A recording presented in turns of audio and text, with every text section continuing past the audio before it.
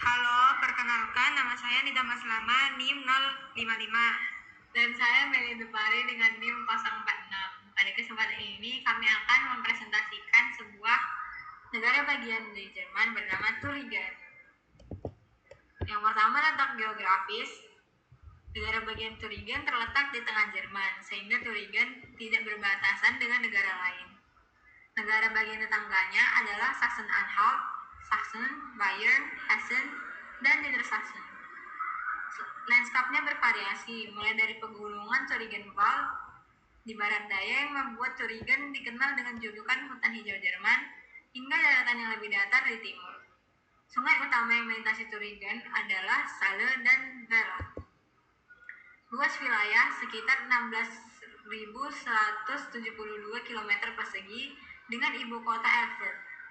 Populasi sekitar 2,12 juta jiwa menurut tahun 2020. Populasi Thuringen hampir seluruhnya terdiri dari etnis Jerman dan hanya sebagian kecil yang merupakan warga negara asing. Yang selanjutnya yaitu sejarah. Pada abad pertengahan, Thuringen merupakan pusat kekuasaan penting yang diperintah oleh Landgrafschaft Thuringen atau Kadipaten Thuringen. Wilayah ini menjadi arena penting selama reformasi Protestan dengan Martin Luther menghabiskan waktu yang signifikan di Wartburg Castle dekat Eisenach. Tempat ini menerjemahkan perjanjian baru ke dalam bahasa Jerman. Pada abad ke-19, Thuringen terpecah menjadi beberapa negara bagian kecil. Setelah Perang Dunia Kedua, Thuringen menjadi bagian dari zona pendudukan Soviet dan kemudian menjadi negara bagian di Republik Demokratik Jerman atau Jerman Timur. Setelah reunifikasi Jerman pada tahun 1990, Thuringen menjadi salah satu negara bagian baru di Republik Federal Jerman. Statusnya saat ini merupakan bagian dari negara bagian atau Bundesland di Republik Federal Jerman.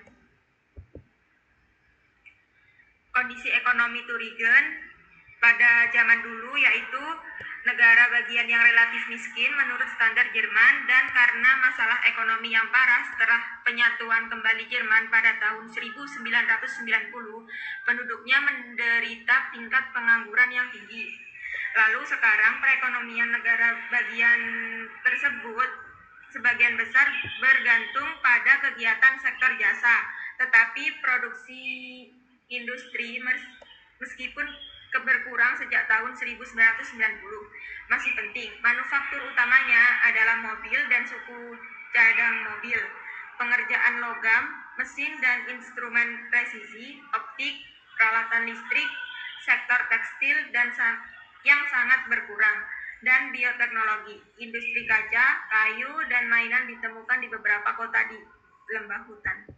Beberapa pendidikan dan penelitian di Thuringen yaitu yang pertama Friedrich Schiller University Jena, yang kedua Technical University of Ilmenau, yang ketiga yaitu University of Erfurt, yang keempat yaitu Lembaga Penelitian Fraunhofer dan Max Planck.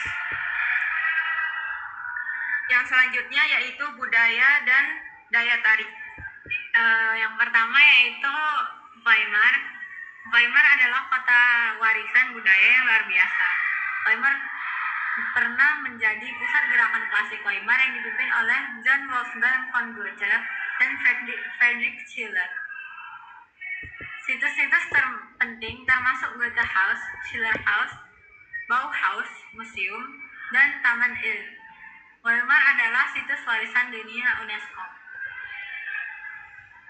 Yang selanjutnya yaitu Wartburg Castle. Wartburg Castle dekat dengan Eisenach, kastil abad pertengahan yang megah, tempat Martin Luther menerjemahkan Alkitab, juga merupakan situs warisan UNESCO. Yang selanjutnya yaitu Erfurt. Erfurt merupakan salah satu daya tarik di kota Thuringen karena ini merupakan ibu kota dari negara bagian Thuringen. Kota tua yang indah termasuk Erfurter Dom atau Katedral Erfurt dan Kramerbrücke yaitu jembatan pedagang. Yang unik unik dengan rumah-rumah di atasnya. Yang selanjutnya yaitu Eisenach.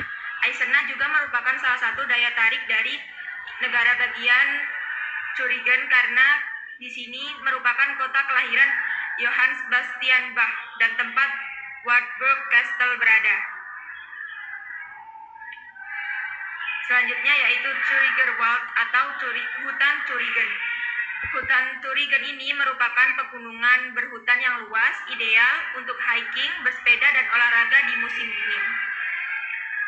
Selanjutnya yaitu kuliner. Makanan khas dari Thüringen yaitu Linsensuppe mit Thüringen Rotwurst, yaitu sebuah sup khas Thüringen dengan sosis. Selanjutnya Thüringen Roast Bratwurst, sosis panggang Thüringen, Thüringen Klose, pangsit kentang, dan berbagai jenis bir lokal. Selanjutnya yaitu perayaan dan festival. Di Thüringer ada salah satu perayaan yang diberi nama Thüringer Bahwahan untuk mengenang pentingnya karya Luther 500 tahun yang lalu. Pendekatan ini akan menawarkan cara-cara baru dan inovatif untuk lebih mengenal karya dari Bach. Lebih dari 40 konser di Thuringia menjanjikan sesuatu untuk semua orang. Kegiatan festival tidak akan diadakan hanya di tempat tetapi juga akan tersedia secara online.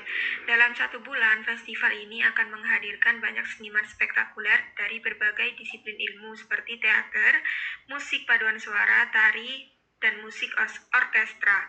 Semua menafsirkan karya dari Bach. Selanjutnya yaitu dialek.